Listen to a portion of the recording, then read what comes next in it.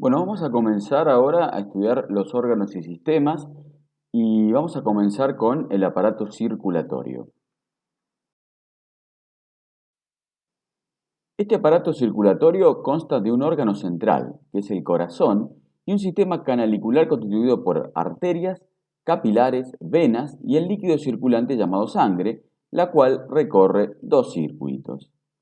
Ahí vamos a ver en un esquema al corazón, que de él parten las arterias y que luego de llevar los nutrientes a los órganos se forman los capilares y de los capilares se forman las venas que vuelven nuevamente al corazón. Y de esto se desprende que vamos a tener dos circuitos, un circuito mayor, general o sistémico, que nace del ventrículo izquierdo y termina en la aurícula derecha, un circuito menor, que nace en el ventrículo derecho y termina en la aurícula izquierda, y la función que tiene este corazón o sistema circulatorio es de llevar a través de la sangre a las células el oxígeno y en sentido inverso pasa de las células a la sangre el dióxido de carbono y demás metabolitos de desecho para ser eliminados tanto por el pulmón, riñón, piel, hígado e intestinos.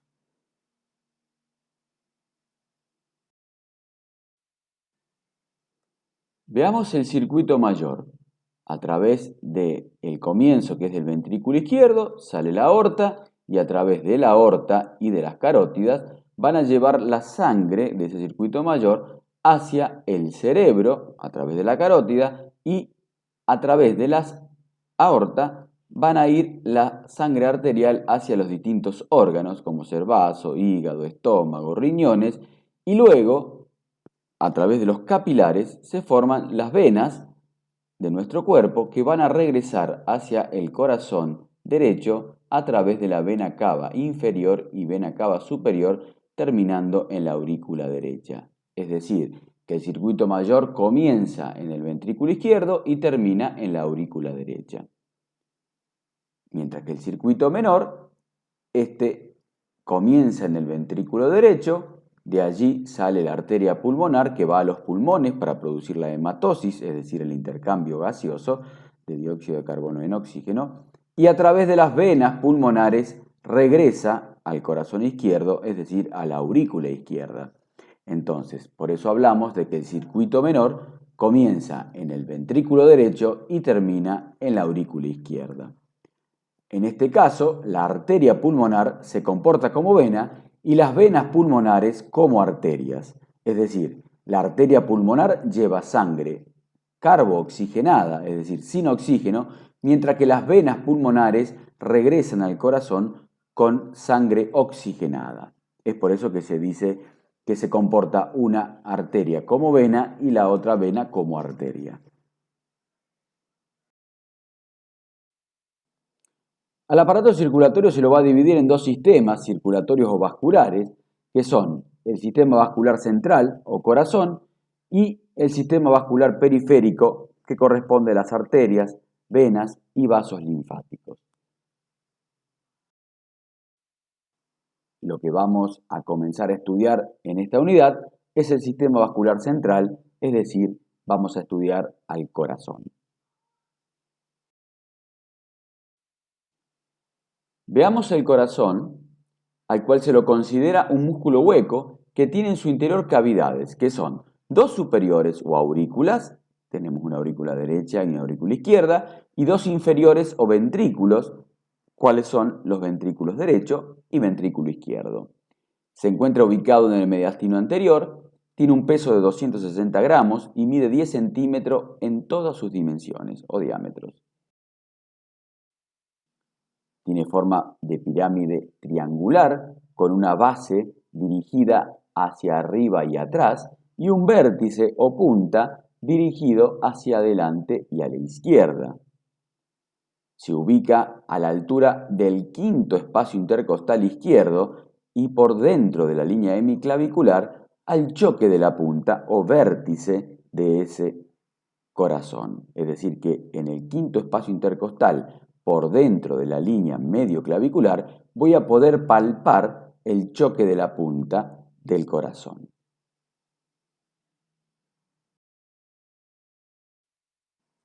Para su estudio, presenta 3 caras, 3 bordes, una base y un vértice.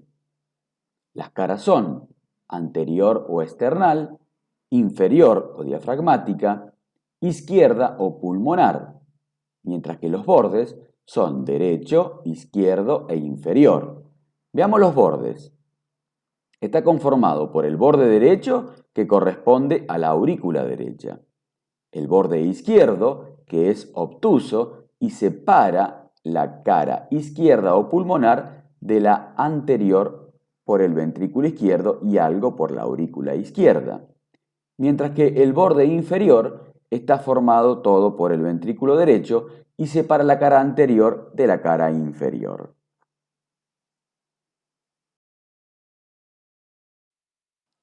Veamos la cara external o anterior. Esa cara anterior vamos a observar a la aurícula derecha, que en este caso es la orejuela de la aurícula derecha, el ventrículo derecho y parte del ventrículo izquierdo. Se relaciona con el esternón y con los cartílagos costales, y la proyección de esta cara sobre la parilla esternocondral determina el área cardíaca o región precordial. Es decir, que la región precordial está determinada por la cara anterior o external, que es la que se relaciona con la parrilla esternocondral. Y veamos cómo está conformada. Veamos cómo está conformada el área cardíaca entonces.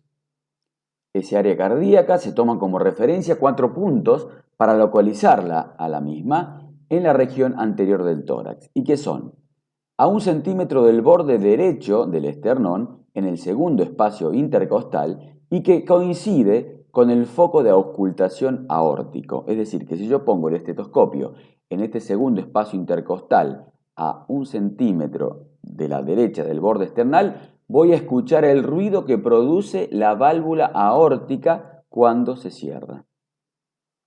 El otro punto es a 2 centímetros del borde izquierdo del esternón, en el segundo espacio intercostal izquierdo, en donde coincide con el foco de auscultación de la válvula sigmoidea pulmonar. Es decir, que allí voy a escuchar los problemas o las patologías o la normalidad de la válvula pulmonar. A 8 centímetros de la línea media clavicular, en el quinto espacio intercostal, que representa la punta del corazón y coincide con el foco de auscultación de la válvula mitral. Y el cuarto punto es sobre la articulación esternocostal derecha, a la altura del quinto espacio intercostal, que no coincide con el foco de la válvula tricuspidia, ya que el foco de la válvula tricuspidia, para poder escuchar alguna anomalía de la válvula tricuspidia, lo tengo que hacer a la altura del borde sobre el apéndice sifoides. Es decir, que los 4 puntos que están en rojos son los puntos que me van a delimitar a mí el área cardíaca, que sería el área que se apoya la cara anterior del corazón sobre la parrilla esternocondral. La cara inferior o diafragmática, en ella vamos a encontrar a la aurícula izquierda, aurícula derecha, ventrículo izquierdo y parte de ventrículo derecho, y apoya sobre la bóveda diafragmática y a través de este músculo se relaciona con los órganos intraabdominales. Mientras que la cara izquierda o pulmonar se relaciona con el lecho cardíaco del pulmón izquierdo y la base del corazón se relaciona a la derecha con la cara interna del pulmón derecho y en la parte izquierda con el esófago.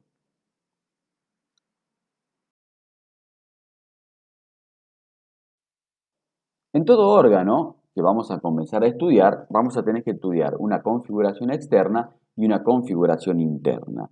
Por lo tanto, comencemos con la configuración externa del corazón, que vamos a tener a través de la cara external las siguientes estructuras. Vamos a ver que tenemos un surco aurículo-ventricular anterior, que es transversal y separa los ventrículos hacia abajo y las aurículas hacia arriba, y por la emergencia de los grandes vasos queda dividido en una mitad derecha y una mitad izquierda. es decir, la emergencia de la arteria aorta y la arteria pulmonar, van a dividir a este surco auriculoventricular anterior en una parte derecha y una parte izquierda. En esta cara o en esta cara external vamos a ver en la parte derecha la orejuela derecha, que corresponde a la aurícula derecha y no se conoce su función. Parte de la orejuela izquierda, que es mucho más pequeña, vamos a observar la cara anterior del ventrículo derecho y parte del ventrículo izquierdo. También se observa un surco interventricular anterior, que es vertical, parte de la punta del corazón y se interrumpe a la altura de la arteria pulmonar. Es decir, que todas estas estructuras es la que vamos a encontrar en la configuración externa de la cara external o anterior del corazón. Veamos la cara diafragmática. En esta vamos a encontrar un surco aurículo-ventricular posterior que separa las aurículas hacia arriba y los ventrículos hacia abajo, un surco interventricular posterior que nace de la punta del corazón y llega hasta el surco aurículo-ventricular posterior y separa al ventrículo izquierdo del ventrículo derecho. Además, tenemos un surco interauricular que separa la aurícula izquierda de la aurícula derecha. En esta cara vamos a también observar la desembocadura de la vena cava inferior, el surco terminal de His y la desembocadura de las 4 venas pulmonares, 2 derechas y 2 izquierdas.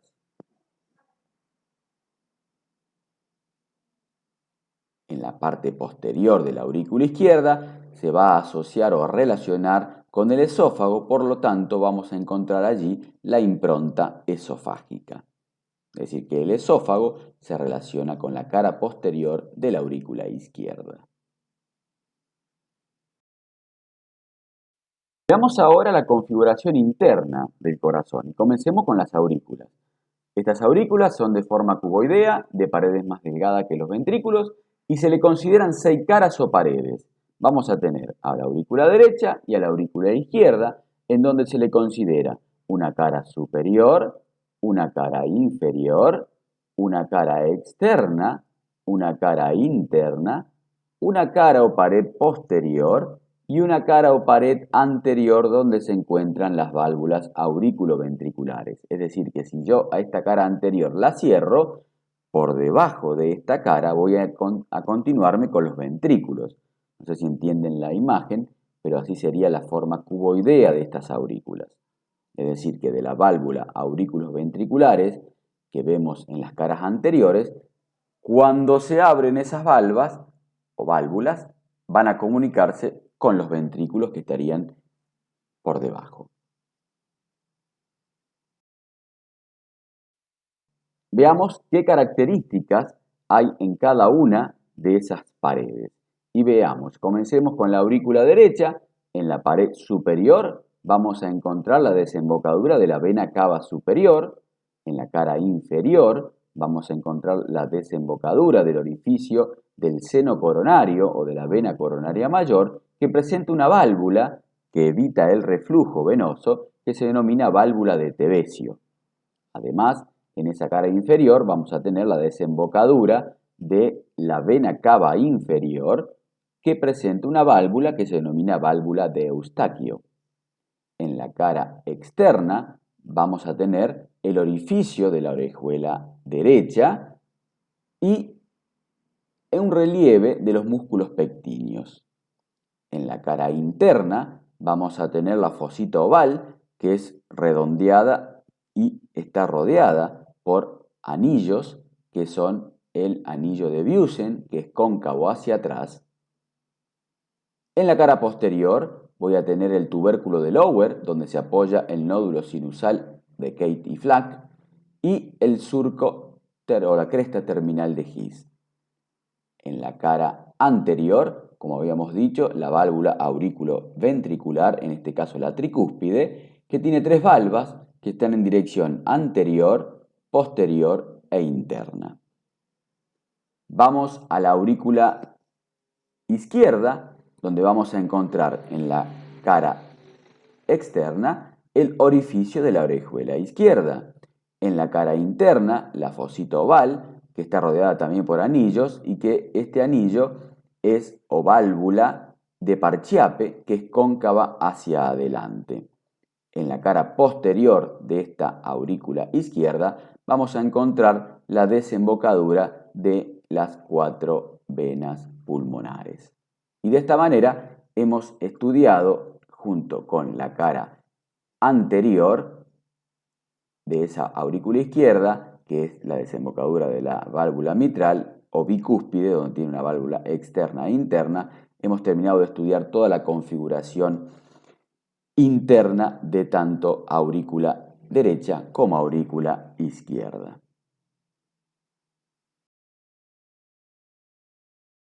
Veamos ahora la configuración interna de los ventrículos y comencemos con el ventrículo derecho y aquí tenemos un corte transversal del ventrículo y vamos a ver que tiene forma de pirámide con una base y un vértice y 3 caras y las caras son una cara anterior, una cara posterior y una cara interna o tabical que se relaciona con el ventrículo izquierdo. La base se encuentran dos orificios, el orificio aurículo-ventricular derecho, que corresponde a la válvula tricúspide y que tiene 3 valvas, como habíamos visto en las placas anteriores, que tiene la misma disposición que las caras del ventrículo, es decir, tiene una válvula anterior, una válvula posterior y una válvula interna, y presenta también la válvula sigmoidea pulmonar, que es más pequeña y ubicada hacia adelante y adentro de la tricúspide y que presenta también 3 valvas que están orientadas de la siguiente manera, una valva anterior y 2 posteriores. En esta imagen es la base del ventrículo derecho, también del izquierdo, en una vista superior en donde vamos a tener hacia adelante la parte anterior y hacia atrás lo posterior, como vemos en esa imagen. Las valvas, las sigmoideas pulmonares, tienen en su borde libre un engrosamiento que se denomina nódulo de Morgani y que favorece el cierre de la válvula para que no haya reflujo de la sangre que sale de la misma, del ventrículo derecho.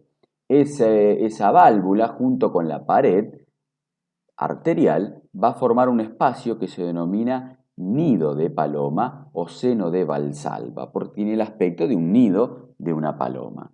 ¿Sí? Es decir, cada valva con la pared de la arteria forma un seno de Valsalva o que se denomina también nido de paloma. Y cada valva tiene un engrosamiento en el borde libre que se denomina nódulo de Morgani. Veamos la configuración interna del ventrículo izquierdo y sus paredes son de mayor espesor que el derecho en relación 3:1 y tiene la forma de un cono aplanado de adelante a atrás. Ese es el ventrículo izquierdo con las paredes de mayor espesor en forma de cono. Para su estudio presenta una base y un vértice y 2 caras o paredes anterior y posterior. El vértice es el que constituye la punta del corazón que lo llegábamos a palpar en el quinto espacio intercostal a 8 centímetros del borde esternal izquierdo.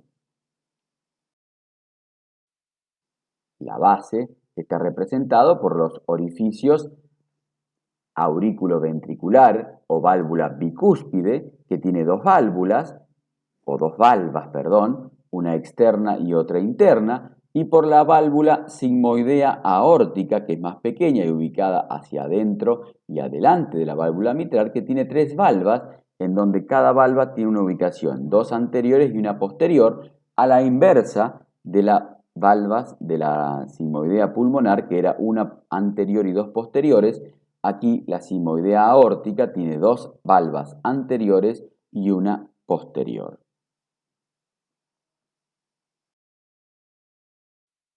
Cada valva sigmoidea aórtica tiene en su borde libre un engrosamiento que se denomina nódulo de Arancio y que favorece el cierre de la válvula. y cada valva limita con la pared arterial el seno de Valsalva o nido de paloma. ¿Sí? Es decir, que al igual que en la sigmoidea pulmonar, la válvula sigmoidea aórtica, cada valva forma con la pared arterial un nido de paloma o seno de Valsalva y el reborde libre de cada valva tiene un engrosamiento que se denomina nódulo de Arancio y que favorece el cierre de esa válvula. En esta base también vamos a observar la arteria coronaria derecha e izquierda, que es la primera rama colateral que tiene la aorta ascendente. Es decir, que apenas sale la aorta del ventrículo izquierdo, va a dar sus primeras colaterales, que son las arterias coronarias derecha e izquierda.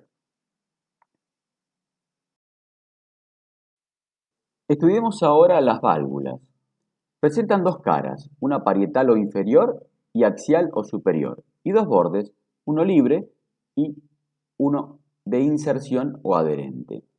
La cara axial o superior es lisa tanto en las válvulas sigmoideas, aórtico y pulmonar y las aurículos ventriculares, mientras que la cara parietal o inferior es rugosa por la inserción de las cuerdas tendinosas de los pilares ventriculares en las válvulas aurículo-ventriculares, es decir, en la tricúspide y en la mitral, mientras que en las válvulas sigmoideas, aórtica y pulmonar esta cara es lisa, porque no tiene la inserción de estos pilares.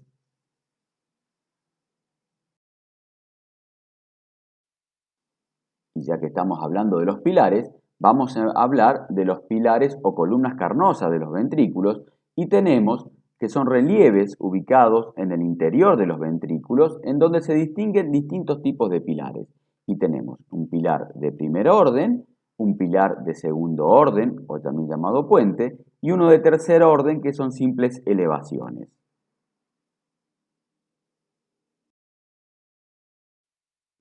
Veamos los pilares de primer orden. Y ahí tenemos que tienen forma de cono, con su base insertada en la pared ventricular y su vértice dirigido hacia las válvulas o valvas tricuspídeas y mitral. Por lo tanto, hay 3 del lado derecho y 2 del lado izquierdo. Veamos en la imagen. Ahí tenemos el pilar de primer orden de la válvula tricúspide. Van a ser 3 porque cada uno va a ir a cada valva de la tricuspidia y que va a dividir esa válvula tricúspide al ventrículo derecho de la aurícula derecha. Es decir, recuerden que la válvula tricúspide tiene 3 valvas. Por lo tanto, vamos a tener 3 pilares de primer orden, uno para cada valva. Mientras que el pilar de primer orden del lado izquierdo tiene 2 pilares de primer orden para la válvula mitral, porque la válvula mitral tenía 2 valvas, una interna y otra externa, y esa válvula mitral iba a separar a la aurícula izquierda del ventrículo izquierdo. ¿Se entiende? Entonces, los pilares de primer orden son en número de las valvas que tienen cada válvula auriculoventricular y que se inserta en la cara inferior de esas válvulas. Por lo tanto, esa cara inferior de las válvulas auriculoventriculares es rugosa, a diferencia de la cara inferior de las sigmoideas aórtica y pulmonar, que eran lisas porque no tienen la inserción de estos pilares de primer orden. Vamos a ver el pilar de segundo orden, se llaman o se hallan unidos a las paredes ventriculares por sus extremos, permaneciendo libre en su parte media. El más importante de todos los pilares de segundo orden se denomina moderator band o cintilla arqueada, que se encuentra en el ventrículo derecho y en su interior pasa la rama derecha de las de His, que es parte del sistema cardiovector del corazón, que ya lo vamos a ver más adelante. Por último, los pilares de tercer orden, que son simples eminencias o elevaciones de la pared en número variable en ambos ventrículos, cuya función es evitar la coagulación de la sangre dentro de los ventrículos.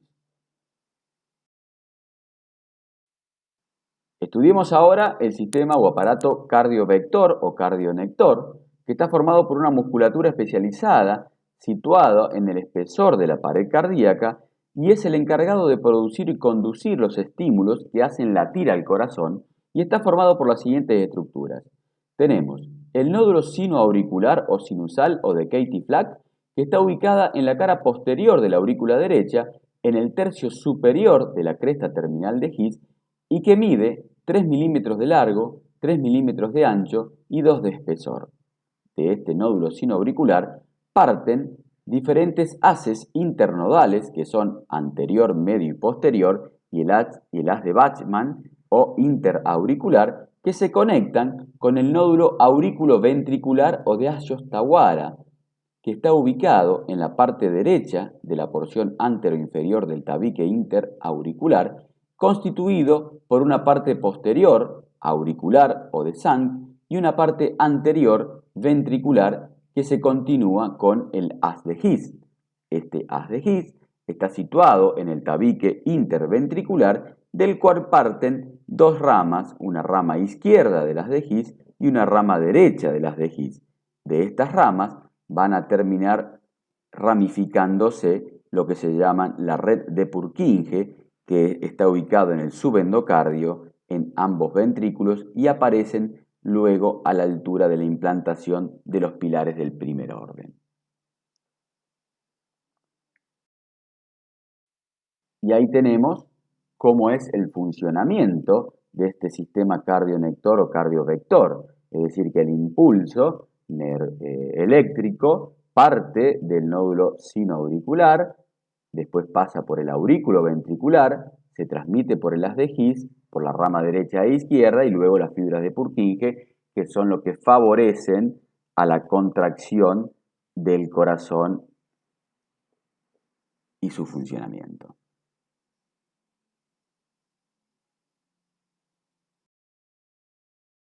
Bien, veamos quién gobierna esta función eléctrica. Y el que gobierna normalmente la actividad cardíaca es el nódulo de Katie-Flack o sinoauricular o sinusal o marcapaso normal, que impone un ritmo cardíaco de 75-85 latidos por minuto, que se denomina esto un ritmo sinusal. Es decir, que un paciente que se le dice que tiene ritmo sinusal quiere decir que tiene un ritmo cardíaco normal. Ahora, en condiciones anormales, ese nódulo de Katie-Flack puede fallar y el que tiene que asumir el mando para que no haga un paro cardíaco es el nódulo de Ashotawara, y si este nódulo falla, el que comanda luego es el haz de His, dando un ritmo cardíaco respectivo de 45 a 50 latidos por minuto y de 30 latidos por minuto. Es decir, que si falla el nódulo de Katie-Flack, el que tiene que comandar el latido cardíaco va a ser el nódulo de Ashotawara, y si falla, luego es el haz de His el que comanda al ritmo cardíaco. Pero fíjense cómo los latidos cardíacos van disminuyendo o van cayendo de 75 a 85 hasta 30 latidos por minuto. Todo esto son mecanismos de defensa que tiene el órgano para evitar un paro cardíaco. Veamos las capas del corazón, porque el corazón presenta tres capas que de adentro a afuera son el endocardio, miocardio y pericardio, que ese pericardio lo tenemos que dividir en seroso y fibroso. Veamos, si hacemos un corte a la pared del corazón, vamos a tener el endocardio, que es el que está en contacto con la sangre, el miocardio, que es el músculo cardíaco, y por fuera tenemos el pericardio seroso, que tiene una hoja visceral o epicardio también llamado, y una hoja parietal. Entre ambas hojas, visceral y parietal, se encuentra una cavidad que se denomina la cavidad pericárdica. Por fuera del pericardio seroso se encuentra el pericardio fibroso. Y ahí vemos que el pericardio comprende, como dijimos anteriormente, el pericardio seroso y el pericardio fibroso, y ese pericardio seroso presenta una hoja visceral o epicardio y una hoja parietal, y entre ambas una cavidad virtual llamada cavidad pericárdica.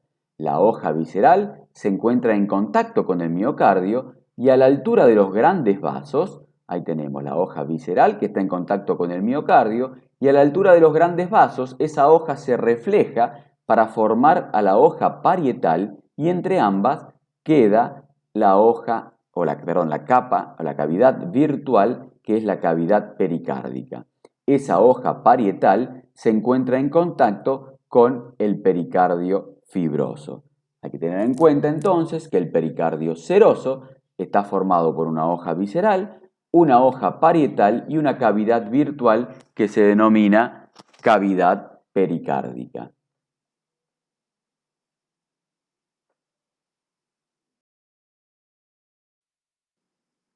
El pericardio seroso, cuando cubre al corazón, hay zonas que no puede cubrir, que es a la altura de los grandes vasos y en la cara posterior en relación entre la aurícula izquierda y el esófago. Por lo tanto, en esos lugares donde no cubre el pericardio seroso, se forman los senos o sacos o fondos de sacos. Esto entonces vamos a encontrar al seno transverso de Theile, que representa una forma o presenta una forma prismática triangular y se puede introducir un dedo transversalmente a través de él. Este seno transverso de Theile tiene los siguientes límites: hacia atrás las aurículas, hacia arriba la rama derecha de la arteria pulmonar y hacia adelante la aorta ascendente y el tronco de la arteria pulmonar. Si realizamos un corte al corazón en este nivel, vamos a verlo en una imagen sagital. Ahí tenemos al seno transverso de Theile en amarillo, donde vamos a encontrar a las aurículas por detrás, a la aorta hacia adelante y a la arteria pulmonar derecha hacia arriba.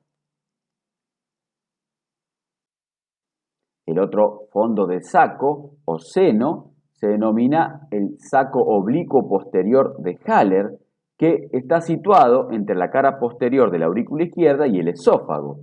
Ese saco oblicuo posterior de Haller lo podemos observar también en esta imagen, en una vista anterior, en donde si haríamos de cuenta que sacamos al corazón y quedan solamente la impronta de los vasos sanguíneos, esta sería la ubicación del saco oblicuo posterior de Haller, que hacia atrás se relacionaría con el esófago. Y el seno oblicuo o transverso, el seno transverso de Theile es en esa línea de punto donde se puede introducir un dedo en su interior. Veamos los medios de fijación del corazón, que aparte de los vasos sanguíneos que salen y entran, existen diferentes medios de fijación que dependen del pericardio fibroso y son el ligamento vértebro-pericárdico, que tiene un fascículo anterior, y vértebro-pericárdico, fascículo posterior, el ligamento tráqueo-bronquio-esófago-pericárdico, el externo pericárdico superior, el externo pericárdico inferior y los frénico pericárdico anterior, lateral derecho y lateral izquierdo. Es decir, que a través de todos estos medios de fijación, el corazón se mantiene en su ubicación. Veamos la irrigación del corazón y vamos a comenzar con las arterias. Y vamos a decir que el corazón está irrigado por las arterias coronarias derecha e izquierda, que nacen de la parte ascendente del callado aórtico a la altura de los senos de Valsalva derecho e izquierdo por medio del ostium de las coronarias. Si tenemos una vista anterior del corazón y una vista posterior del corazón con los respectivos vasos, veamos el recorrido de cada una de las arterias coronarias, derecha e izquierda. Tenemos la coronaria derecha, que corre por el surco aurículo ventricular anterior derecho y que pasa hacia la parte posterior, donde corre por el surco aurículo ventricular posterior y termina con el nombre de arteria interventricular posterior, corriendo por el surco del mismo nombre, es decir, que baja entre ambos ventrículos con el nombre de arteria interventricular posterior por el surco interventricular posterior. En su recorrido da numerosas colaterales, pero la más importante es la rama marginal o del borde derecho del corazón. Por su parte, la arteria coronaria izquierda, luego de su nacimiento, da dos ramas que una es la circunfleja, que corre por el surco aurículo-ventricular anterior izquierdo, va hacia la parte posterior a través del surco aurículo-ventricular posterior y termina con el nombre de arteria posterior del ventrículo izquierdo. En su recorrido da la colateral, que es la rama marginal o del borde izquierdo del corazón. La coronaria izquierda luego da la rama principal, que es la arteria interventricular o descendente anterior, que esta arteria corre por el surco interventricular anterior y termina uniéndose con la arteria interventricular posterior en la punta del corazón o en la cara diafragmática. Es decir, que en la punta o cara diafragmática del corazón es donde se van a unir las dos coronarias, derecha e izquierda, ya que la coronaria izquierda lo hace a través de la arteria interventricular o descendente anterior y la coronaria derecha lo hace a través de la arteria interventricular posterior. Veamos el drenaje venoso del corazón y estas venas. La sangre que llegan o que llevan las coronarias retornan al corazón principalmente por la vena coronaria mayor y coronaria menor y accesoriamente por pequeñas venas que van a desembocar en esta y en el seno coronario. Veamos, ahí tenemos la vista anterior y una vista posterior del corazón, pero ahora vamos a estudiar el sistema venoso y vamos a tener que la vena coronaria mayor asciende desde la punta del corazón por el surco interventricular anterior, corre luego por el surco aurículo ventricular anterior izquierdo y pasa a la vista posterior o cara posterior por el surco aurículo ventricular posterior, terminando en una dilatación que se denomina seno coronario. Ese seno coronario es el que va a desembocar en la cara inferior de la aurícula derecha.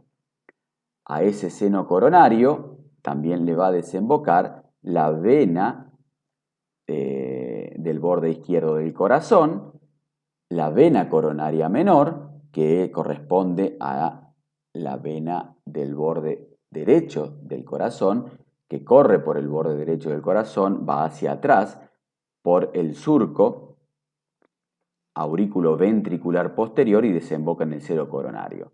También en este seno coronario va a desembocar la vena posterior del ventrículo izquierdo y la vena interventricular posterior. Y desde este seno coronario, toda la sangre del corazón va a desembocar dentro de la aurícula derecha.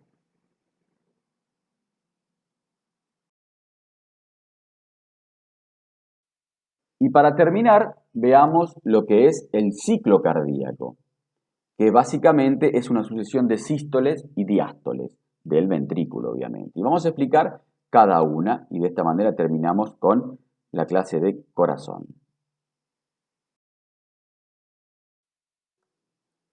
Bien, veamos la sístole. Es la contracción de los ventrículos por aumento de la presión dentro de los mismos. Se produce en esta sístole el cierre de la válvula aurículo-ventricular, es decir, la tricúspide y la mitral, produciéndose el primer ruido cardíaco. Es decir, que el primer ruido cardíaco corresponde al cierre de la válvula tricúspide y mitral. Se produce la apertura de las válvulas sigmoideas aórtica y pulmonar con la consecuente salida de la sangre a través de las arterias correspondientes de los ventrículos correspondientes. Veamos, entonces, las válvulas en sístole, vamos a tener la válvula mitral está cerrada, la válvula tricúspide está cerrada, mientras que la válvula sigmoidea aórtica está abierta y la pulmonar también está abierta. De esta manera sale la sangre de los ventrículos derecho hacia los grandes vasos. Ventrículo derecho sale por la arteria pulmonar y del ventrículo izquierdo sale por la arteria aórtica.